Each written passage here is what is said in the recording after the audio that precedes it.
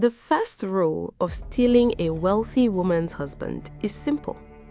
Make sure the husband is actually the one making the money.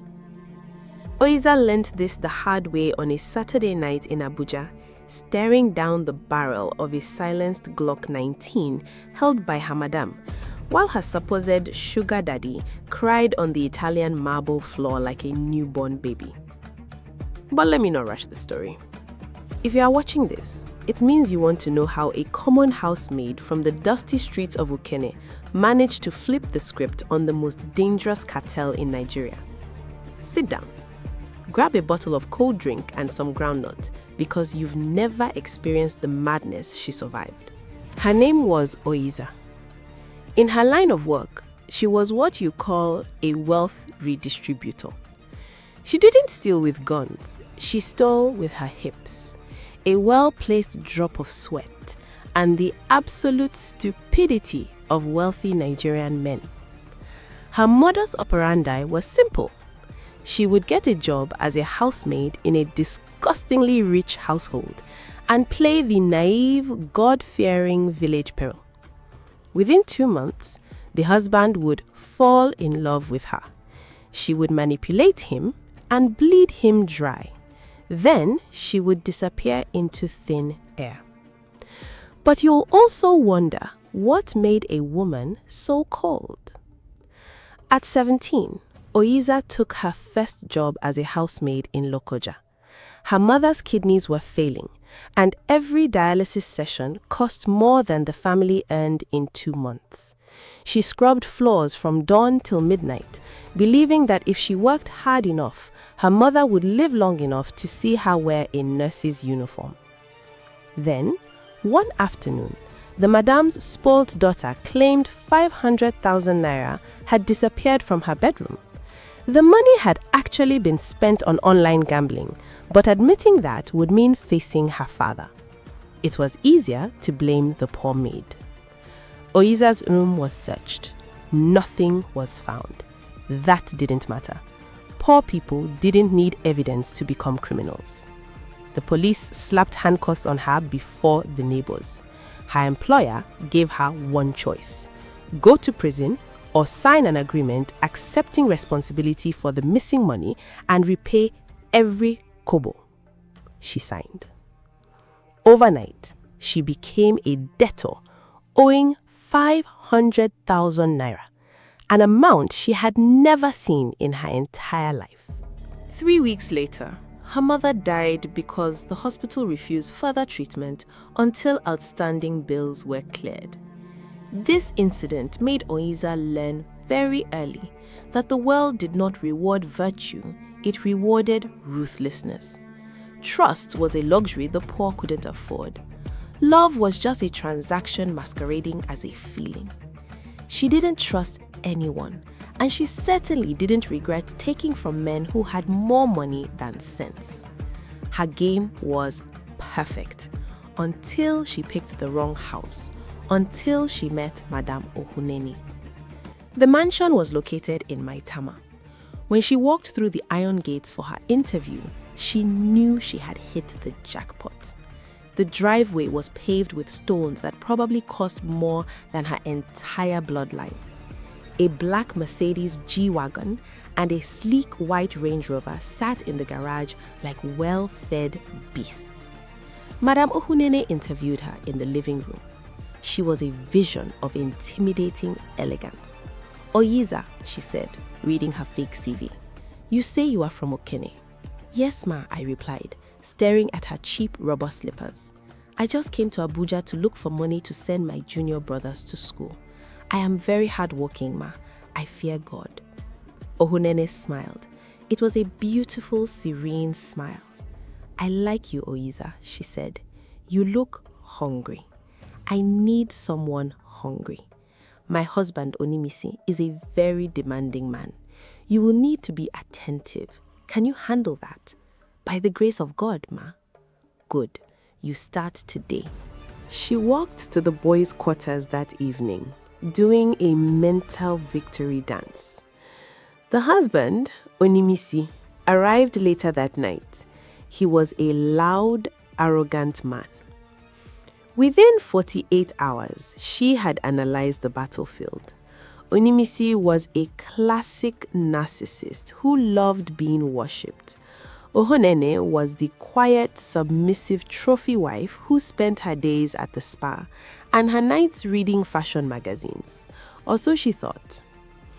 She began the infiltration exactly a week later.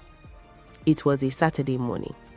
Ohonene had gone to a women's fellowship in Wusi.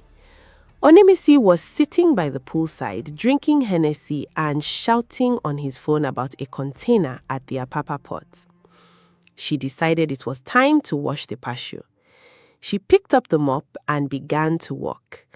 Every time she bent over to squeeze the mop into the bucket, she made sure she was directly in his line of sight. She would wipe fake sweat from her forehead, breathing just a little heavily. She didn't need to do much. Men of his caliber are highly predictable. Within 10 minutes, the phone call ended. Oisa. Yes, Oga. She turned, blinking her eyes innocently. Are you not tired? You have been washing this floor since. He looked her up and down, his eyes lingering exactly where she wanted them to. Ah, Oga, I cannot be tired. I am working for my daily bread. He chuckled, adjusting his gold wristwatch. You are a very beautiful girl, Oisa. Too beautiful to be carrying a mop. Have you ever thought of better things? She looked down, playing shy. Ah, Oga, please don't mock me. I am just a poor girl. I don't mock, Onimisi said, standing up and walking over to her. He slipped a bundle of money into her apron pocket. Buy yourself some body cream. Let me see how soft that skin can get. Over the next month, the affair escalated rapidly. It happened when Ohonene went to the salon, when she traveled to Lagos for weddings, when she went to sleep early. Onimisi was foolishly generous. He moved her out of the boys' quarters to the guest room, telling his wife she had a bad back and needed a proper mattress. She thought Ohonene was the most clueless woman in existence. She didn't suspect a thing. She would even thank her for taking such good care of her husband. Oisa, my husband has been so relaxed lately. Whatever you are doing for him, keep it up. Thank you, Ma. I am just doing my job, Oisa replied, struggling not to burst into laughter. By week 6, she had Onimisi exactly where she wanted him. While laying on his chest one afternoon, she shed some fake tears. She told him her landlord in Okene had kicked her mother out. She needed 200 million naira to buy a small duplex in Gwarimpa so her family wouldn't sleep on the streets. 200 million is chicken change, my baby, Onimisi bragged, kissing her forehead. I have a new estate deal closing tomorrow. I will sign one of the properties into your name. Just sign the guarantor documents for the corporate account first so the lawyers can fast-track the transfer. He brought a stack of papers. She didn't bother reading the fine print. She signed a visa with a flourish. She was about to become a homeowner in Abuja. She thought she was a genius. She was a fool. The turning point of her entire existence happened on a Saturday at 2 a.m. She wanted to secure her future, so she decided to sneak into Onimisi's private study to take pictures of the property deeds he promised her. She knew he kept his briefcase under his mahogany desk. She slipped into the silent hallways of the mansion holding her phone flashlight. She slipped into the study, knelt by the desk and pulled out the leather briefcase. She popped the combination lock. He was stupid enough to use his birth year, 1978. She opened it and started flipping through the files. But there were no property deeds. There were bank statements, foreclosure notices, threatening letters stained with what looked like dried blood. Her eyes widened as she read a document showing that Onimisi was currently in debt to the tune of 1.5 billion naira to an offshore holding company. What is this, she thought, panic rising in her throat. Is my sugar daddy broke? Looking for your duplex, Oisa. The voice came from the dark corner of the room. The light violently flicked on, blinding her. Sitting in a high-backed leather chair in the corner of the study was Madame Ohunene. She wasn't wearing her usual silk nightgown. She was wearing a sharp, all-black tactical tracksuit. On her lap was a bowl of roasted groundnuts. In her right hand was a cup of zobo.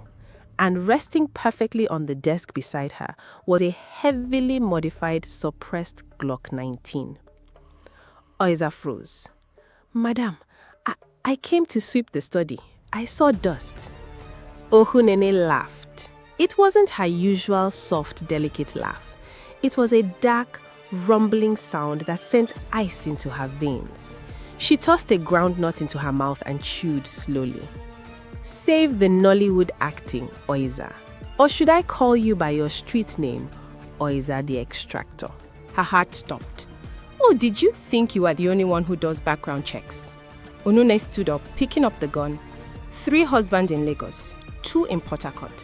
You seduce them, drain their accounts and disappear. You are quite the legend in the underground scene. That is exactly why I hired you." You knew?" Oiza stammered, stepping back until her back hit the bookshelf. "Knew, my dear. I orchestrated it. Let me educate you on the man you've been sleeping with. Onimisi is not a billionaire. He is a glorified errand boy, a degenerate gambler who lost 2 billion naira belonging to Enisi. Enisi. Even in Okene, they didn't say that name out loud. Enisi was the ghost of the Middle Belt, a cartel boss who controlled illegal mining, arms smuggling, and money laundering from Okene to Abuja. If you owed Enisi money, you didn't just die. Your entire family tree was pruned. Enisi gave Onimisi 2 billion naira to wash real estate.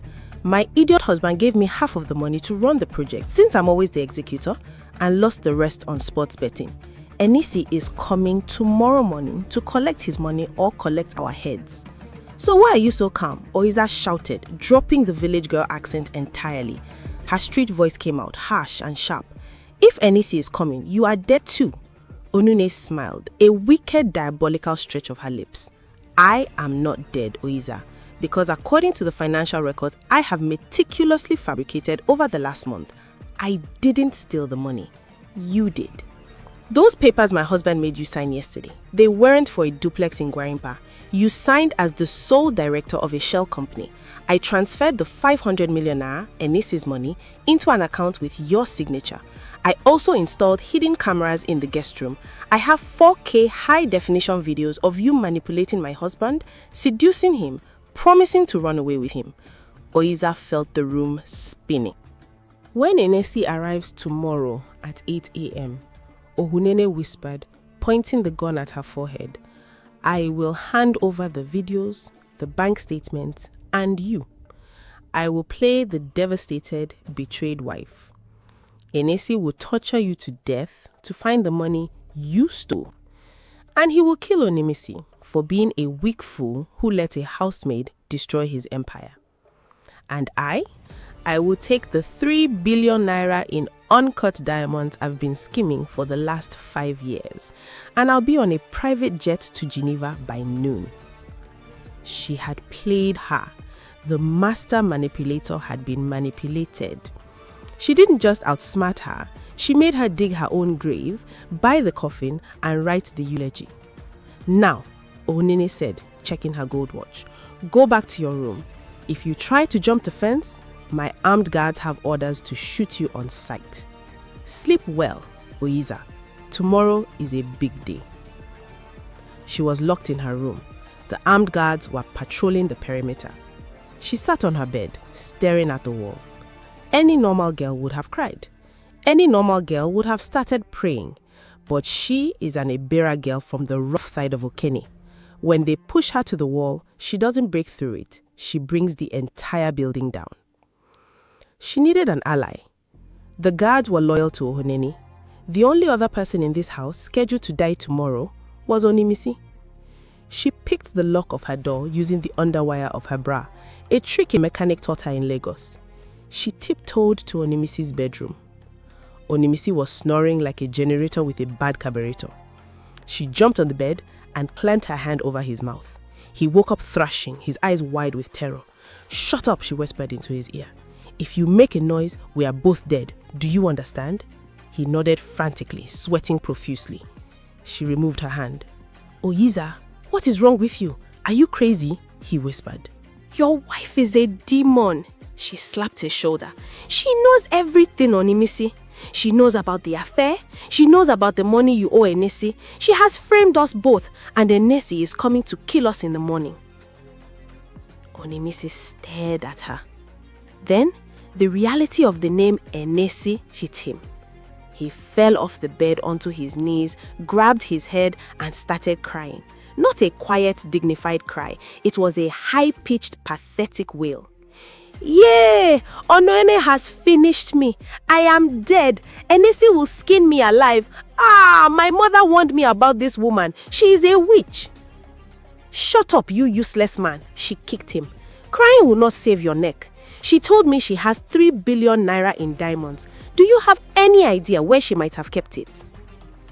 Onimisi sniffled, wiping his nose. She has a vault in the basement behind the wine cellar, but it's impenetrable. Only she has the biometric code. We don't need a code, Oyiza said, a dangerous plan forming in her mind. We are going to rob your wife and we are going to use her own trap against her. Get up. It was 4 a.m. Oyiza and Onimisi stepped down into the basement. He was shaking so violently she thought his bones would rattle apart. They moved past racks of expensive vintage wine until they reached a solid steel door hidden behind a fake brick wall. This is it, Onimisi whispered, his teeth chattering. But how do we open it? She looked at the keypad and the biometric scanner. She didn't have a plan for the scanner. She was about to suggest they look for a blowtorch in the garage when suddenly the steel door hissed. Click! The heavy vault door slowly swung open on its own. Onimisi gasped. Oyiza froze. The lights inside the vault hummed to life. Sitting in the center of the room on a velvet chair, surrounded by stacks of cash, gold bars and velvet pouches, was Madame Ohunene. She had a tablet in one hand, monitoring the security cameras, and her Glock 19 in the other. I was wondering how long it would take you, my darling husband. And you, Oyiza, you are quite proactive. The last maid I framed just sat in her room and cried. Wait. The last maid? Onimisi asked. You've done this before? Oyiza blurted out, genuinely appalled. How do you think we survived the cartel in Port Harcourt? Ohunene smiled. She stood up and pointed the gun at Onimisi. Kneel. Onimisi immediately dropped to his knees, crying again. Ohunene, my love, my queen, please. We have been married for 10 years. Forgive me. It was the devil. It was this witch Oyiza that confused me with her waist. Wow, Oyiza muttered. You are truly worthless. He really is, Ohunene agreed. But he was a useful idiot until now. Ohunene pulled a pair of heavy zip ties from her pocket and threw them at Oyiza. Tie his hands, Oyiza. Then tie your own feet. Enes's men are already at the gate. I called them early. I told them the thieves who stole his money are trying to break into my vault. Oyiza picked up the zip ties. Her mind was racing at 1,000,000 miles an hour. She looked at the vault. It was a panic room, built to keep people out, but also built to keep people in. She noticed a red lever on the wall next to the door, the emergency lockdown mechanism. Madame, she said softly, her voice breaking, please, I am just a poor girl. Take the diamonds, go to Geneva, just let me run away. Tie him, she snapped, raising the gun. Oyiza walked toward Onimisi. She wrapped the zip tie around his wrists. As she pulled it tight, she slipped a small box of matches out of her pocket. I'm sorry, Oga, she whispered to Onimisi. Before anyone could blink, she struck a match against the concrete floor and threw it directly into the open ventilation grate of the vault backup generator in the corner. Whoom! The leftover diesel fumes in the vent ignited with a loud explosion, sending a ball of black smoke and fire into the tiny room. Ohunene screamed, jumping backward as the fire alarm began to blare. The deafening siren echoed off the steel walls. Thick smoke instantly filled the room, blinding all of them. The emergency fire suppression sprinklers activated, blasting freezing water from the ceiling. Chaos erupted. Oiza launched directly at Ohunene through the smoke. She tackled Ohunene to the wet floor. The gun slid across the tiles. She was strong, shockingly strong for a woman who drank green tea all day. She grabbed Oiza's hair, trying to slam her head against the ground. "You gutter rat," she screamed, her British accent entirely gone, revealing raw Lagos street anger. "You picked the wrong rat, auntie," Oiza yelled back. She threw a vicious headbutt, catching her right on the bridge of her nose. Ohunene grunted in pain, loosening her grip. Oiza scrambled off her and grabbed one of the pouches of diamonds. She reached for the red lever on the wall. Ohunene realized what she was doing. "No!" she screamed, lunging for her.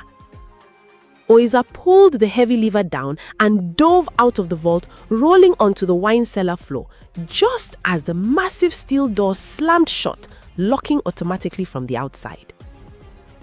Silence, save for the muffled sound of the fire alarm and Onimisi's muffled wailing from inside the vault.